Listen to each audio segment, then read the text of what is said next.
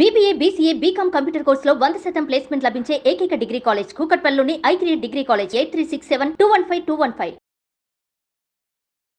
నమస్కారం గురువుగారు. శ్రీమాత్రే నమః. పెళ్ళైన ఆడపిల్ల పుట్టింటి నుంచి కొన్ని వస్తువులు అత్తవారింటికి తీసుకెళ్ళకూడదు అని చెప్పేసి అంటారు. అవును. ఆ సందర్భంగా చాలా రకాలవైతే ఇప్పుడు బాగా వినిపిస్తూ ఉన్నాయి గురువుగారు.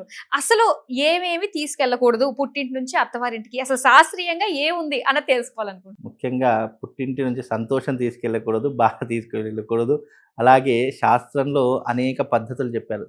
అయితే ఎప్పుడైనా ఒకటి గుర్తుపెట్టుకోండి, కాలం ఎలా మారుతుందో శాస్త్రం కూడా అదే రకంగా మార్పు చెందుతుంది. ఎప్పుడో 100 ఏళ్లను కాలం నాటి ఉన్నటువంటి పద్ధతులు ఇప్పుడు తీసుకొస్తాను అంటే కుదరనటువంటి పరిస్థితి. కాబట్టి ధర్మం ఎలాగైతే ధర్మం ఇప్పటికీ మారదు. కాకపోతే ఇక్కడ కాలం మారుతుంది కాబట్టి ప్రవర్తనలు, ఆచారాలు, వ్యవహారాదులు, సాంప్రదాయాలు ఇవన్నీ కూడా మార్పు చెందుకుంటూ ఇప్పుడు ప్రస్తుతం కలియుగంలో అడుగుపెట్టాం కాబట్టి ఇప్పుడున్నటువంటి పద్ధతుల్లో అనేక రకాలైనటువంటి అనుమానాలు చాలామంది క్రియేట్ అయిపోయాయి. ఎందుకంటే కొంతమందికి పెద్దవాళ్ళ యొక్క ఆచారాలు వంశపారంపర్యంగా వస్తాయి. ఇంకొంతమందికి ఆచారాలు అంటేనే ఏమిటో తెలియదు. ఏం తీసుకెళ్ళాలి, ఏం తీసుకెళ్ళకూడదు, ఏమైనా తీసుకెళ్తే ఏదైనా అరిష్టం జరుగుతుందేమో, లేదా మా ఇంట్లో నుంచి ఈ వస్తువులు తీసుకెళ్తే మా యొక్క ఇంట్లో ఉన్నటువంటి సిరి సంపదలన్నీ కూడా వెళ్ళిపోతాయి అని చెప్పేసో ఇలా చాలామంది అంటూ ఉంటారు.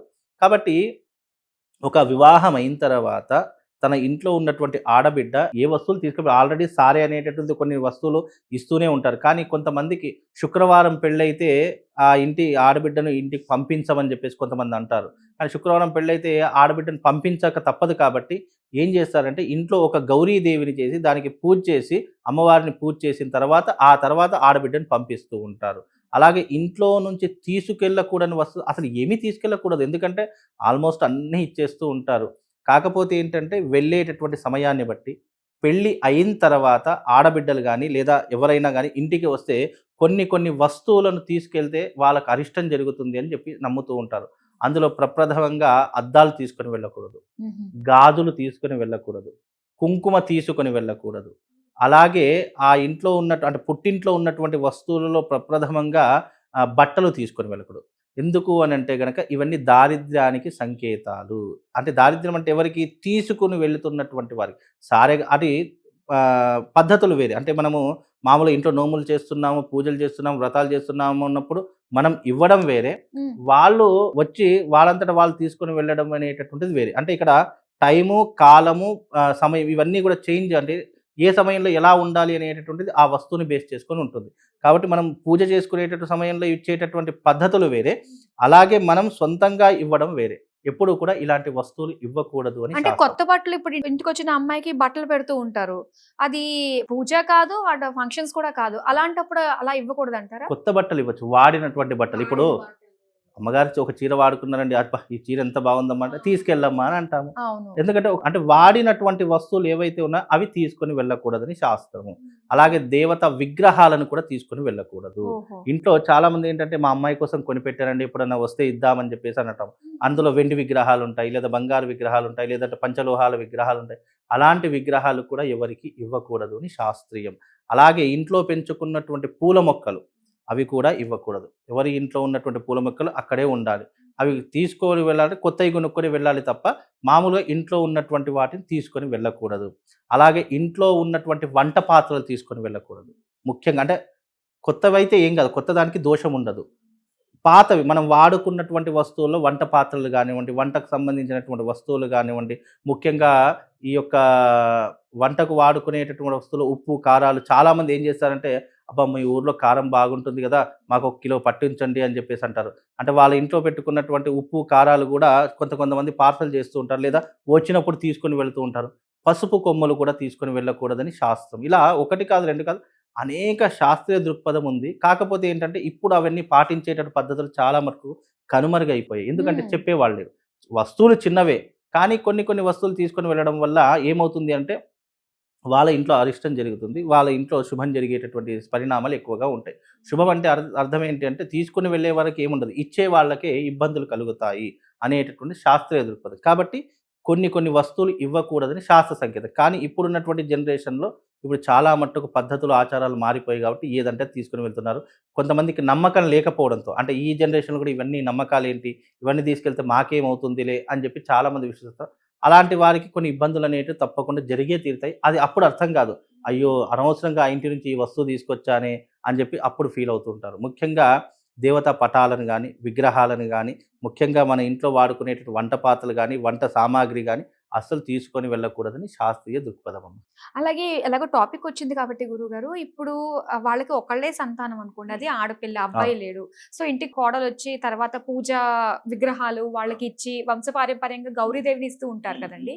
సో వాళ్ళకి లేనప్పుడు ఆడపిల్లకి ఇచ్చుకోవచ్చా అండి మరి ఆ తల్లిదండ్రులు? ఎప్పుడైతే ఆ ఇంట్లో పూజ చేసేటటువంటి వ్యక్తి లేడో, ఎప్పుడైతే దానికి అసలు విగ్రహారాధన జరగట్లేదో, అప్పుడు ఏమవుతుంది వంశపారంపర్యంగా ఆడపిల్ల అనేటటువంటిది పెళ్లి ఎప్పుడైతే అవుతుందో వంశం మారిపోతుంది. మన గోత్రంలోకి రాదు.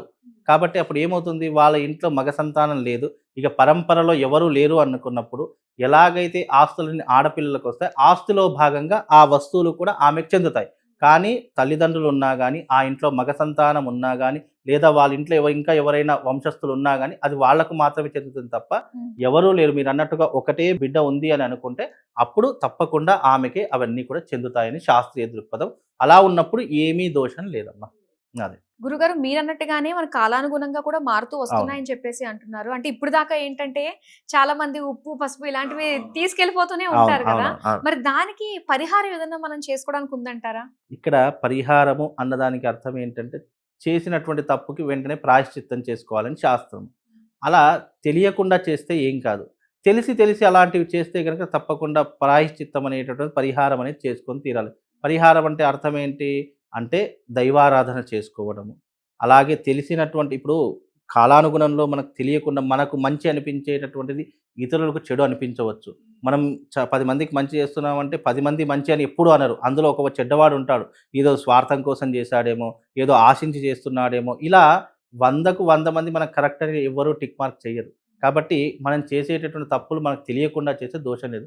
అలాంటివి చేస్తే గనుక దైవిక ఆరాధన చేసి నేనేదో తెలిసి తెలియక ఏదైనా దోషం చేసి ఉంటా, ఏదైనా వస్తువులు తీసుకొని వచ్చినా గానీ దానికి అపరాధ స్తోత్రం అనేటటువంటిది అది చదువుకోవచ్చు. లేదా భగవత్ ఆరాధన చేసుకొని దానికి ప్రాయశ్చిత్తంగా ఉంటే సరిపోతుంది. తెలిసినటువంటి వారికి ఏమి ఇబ్బంది లేదు గానీ, తెలియనటువంటి దానికే ఇబ్బందులు ఉంటాయి కాబట్టి దాని గురించి పెద్ద ఆలోచించమలే.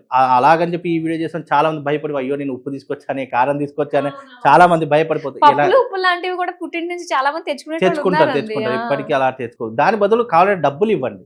డబ్బులిచ్చి కొనుక్కోమనని చెప్పండి. తప్పు లేదు. ఎందుకంటే అవి వాళ్ళ ఇంటి వస్తువులవుతాయి. కాకపోతే ఇలాంటి మన ఇంటి నుంచి అలాంటి వస్తువులు తీసుకొని వెళ్ళకూడదు. మనకు చాలా మటుకు గృహప్రవేశ సమయంలో కూడా మనం ఒక గుల్లలో అంటే ఒక మేదరలు వల్లినట్టు గుల్ల ఉంటుంది కదా! ఆ గుల్లలో కూడా బియ్యము, పప్పులు, కూరగాయలు, చింతపండు ఇవన్నీ కూడా ఒక గుల్లలో పెట్టి కొత్తింటికి తీసుకొని వెళ్తారు. ఎందుకు? అంటే దాని ద్వారా సిరి సంపదలు, ధన సంపదలు పెరగాలి అనే ఒక కాన్సెప్ట్. హ్మ్. కానీ అవి మిగతా సమయంలో ఎవరికీ ఇవ్వకూడదని శాస్త్రం కూడా. ఉప్పు ఇవ్వడం ద్వారా శత్రుత్వం పెరిగిపోతుంది. అలాగే పాలు, పంచదార ఇవ్వడం ద్వారా వాళ్ళిద్దరి మధ్య కలహం వస్తుంది. అలాగే ఇంట్లో ఉన్నటువంటి ఈ కారము, పసుపులు ఇవి ఇవ్వడం ద్వారా ధన నష్టం జరుగుతుంది. ఇలా కొన్ని కొన్ని అంశాలలో చెప్పినటువంటి అంశాలు ఇవెవరికీ తెలీదు. ఎందుకంటే వాళ్ళకు అంటే చెప్పేవాళ్ళకి గానీ, తీసుకునే వెళ్ళేటటువంటి వాళ్ళకి గ్రంథాలలో కొన్ని నిగూఢమైనటువంటి రహస్యాలుంటాయి. ఇవి చాలా మట్టుకు తాంత్రిక విధానంలో ఏ వస్తువు తీసుకొని వెళ్ళాలి, ఇంట్లో ఏ వస్తువులుంటే మంచిది, ఏ వస్తువులుంటే మనకు అనర్థాలు జరుగుతాయి అనే ప్రతి ఒక్క అంశము తాంత్రిక విధానంలో చాలా క్లుప్తంగా చెప్పారు. అవి ఒకసారి మనం నెమరు వేసి ఒకసారి చదువుకుంటే అంటే పుస్తక జ్ఞానం లేకపోతే మనకి ఎంత జ్ఞానం ఉన్నా వేస్ట్. అంటే వాళ్ళు ప్రతి ఒక్కరు ఒక ఆధారం అడుగుతారు. సైంటిఫిక్ రీజన్ ఏంటి? దీనికి ఆధారం ఏంటంటే ఇదిగో ఇలా గ్రంథాలు నేను ఇప్పుడు ఎగ్జామ్ రాస్తున్నాను అంటే నేను చదువుకున్నది మాత్రమే ఇక్కడ నాకు ప్రశ్నలొస్తాయి. అది మాత్రం రాయగలుగుతా. ఇది ఎందుకు రాస్తున్నావంటే దానికి ఆన్సర్ లేదు. అలాగే నేను చదువుకున్నటువంటి ఈ గ్రంథంలో పెద్దవాళ్ళు ఇలా చెప్పారు. ఇలా చేస్తే ఇలా జరుగుతుంది అని చెప్పి నాకు ఒక సైంటిఫిక్ రీజన్ ఉంది కాబట్టి నేను కాదు అని అంటున్నాను. హ్మ్. ఇది కొంతమందికి నచ్చొచ్చు, కొంతమందికి నచ్చకపోవచ్చు.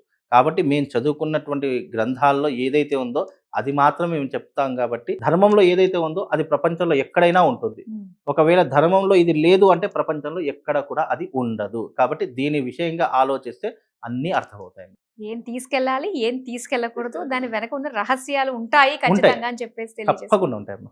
చాలా సంతోషం గురుగారు. ధన్యవాదాలు. శ్రీమాన్.